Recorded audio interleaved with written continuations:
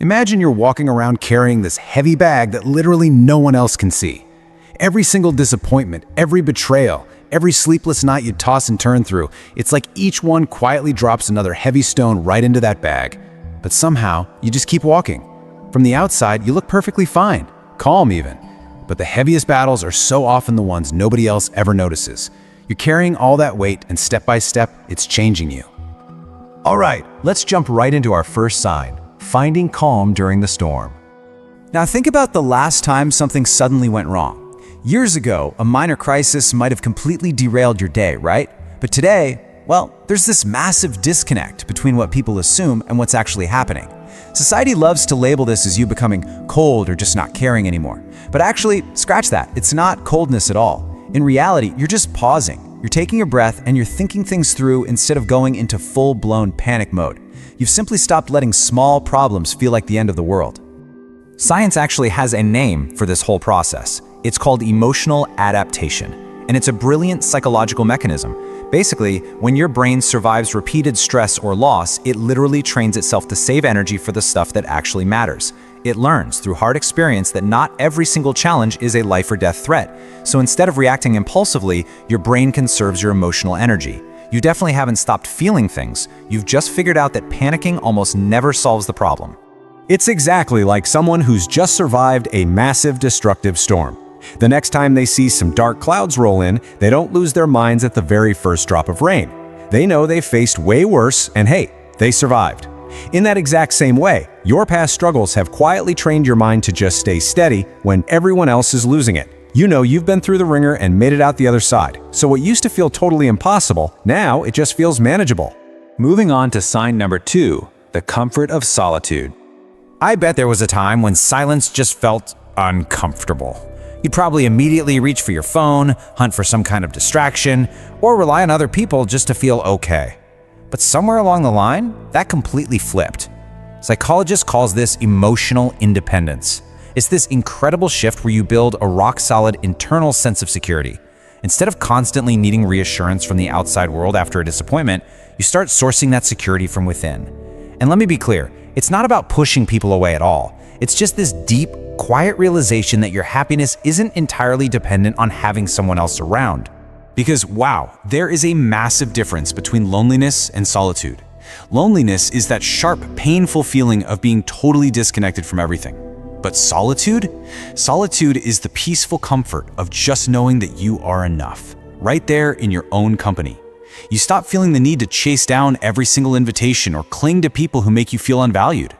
Just picture this. Think about standing in a packed room but feeling completely, utterly alone, versus sitting by yourself on a quiet morning with a cup of coffee, watching the sunrise, and feeling just absolute peace. The difference there isn't the head count in the room. It's the relationship you finally built with yourself. People who have navigated life's toughest seasons almost always find that their most profound healing happens in those really quiet, hidden moments when nobody else is even watching.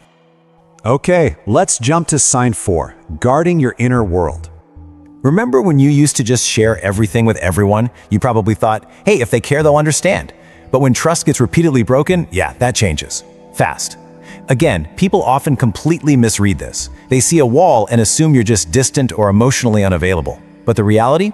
You are building healthy, vital boundaries to protect your heart. These days, you don't just hand over the keys to your inner world. You are incredibly careful about who actually gets to see the real you. It's a lot like a homeowner, right? Imagine someone moves in and just leaves their front door wide open all the time. But if they experience a break-in, well, they don't board up the house forever and become a hermit, but you better believe they start being a lot more thoughtful about who they invite inside. Your mind works exactly the same way. After you've been hurt, your brain naturally adapts to become highly selective about who gets full access. I absolutely love this quote. Being private isn't always fear. Sometimes it's wisdom earned through experience. Because the strongest people out there, they aren't the ones who just blindly trust everyone they meet. They're the ones who recognize that trust is something that has to be built, not just handed out like free candy. Realizing that your vulnerability is a gift, one that should only be shared with people who have actually proven they can handle it, that is some serious, hard-earned wisdom. And that brings us to sign number 5, peace over pride. Out of everything we've talked about, this might be the quietest shift. but it is absolutely the ultimate proof that your hardest battles totally transformed your core values. Think about your past mindset. Back in the day, you probably jumped into the ring ready to fight, constantly asking yourself, how do I win this argument? But after dealing with prolonged stress, your brain just wants safety. So now, you ask yourself one simple, completely life-changing question. Is this actually worth my peace? And more often than not, you just walk away from the pointless drama and let go of relationships that drain you. Refusing to sacrifice your well-being for a temporary win can feel super strange at first. Honestly, it's kind of like stepping out from the middle of a screaming, chaotic city directly into total, absolute silence. At first, your ears are ringing. It feels almost uncomfortable, but then you take a breath and you realize that silence isn't empty at all. It's healing. You're intentionally choosing spaces where your mind can just finally rest. Sometimes people will look at you and mistakenly assume you've lost your fire or your ambition because you just don't react to every little provocation anymore. But here's the truth. Real strength isn't measured by how many battles you fight. It's measured by knowing which battles are actually worth fighting.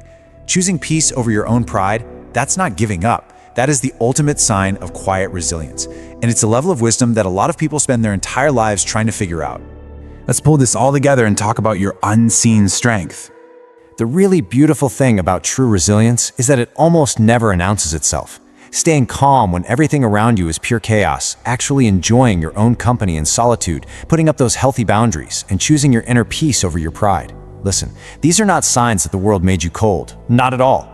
They are the ultimate proof of how your darkest chapters literally shaped you into a wiser, calmer, and infinitely more resilient human being. You're still showing up, right? Every single day, with kindness and patience, carrying invisible weights that no one else ever sees. Your greatest victory isn't necessarily the battles you survived, it's the remarkable person those battles forced you to become. So, as we wrap up this explainer, I really want to leave you with a question to chew on. Which of these hidden signs resonated with you the most today? I highly encourage you to take a second and reflect on that, because seeing these changes in yourself is the ultimate proof that your hardest struggles were not meaningless. Healing isn't about pretending the past didn't happen. It's about refusing to let it dictate your future. Those brutal chapters of your life, they don't have to be the end of your story. In fact, they're usually just the beginning of the strongest version of you. Thanks so much for joining me today.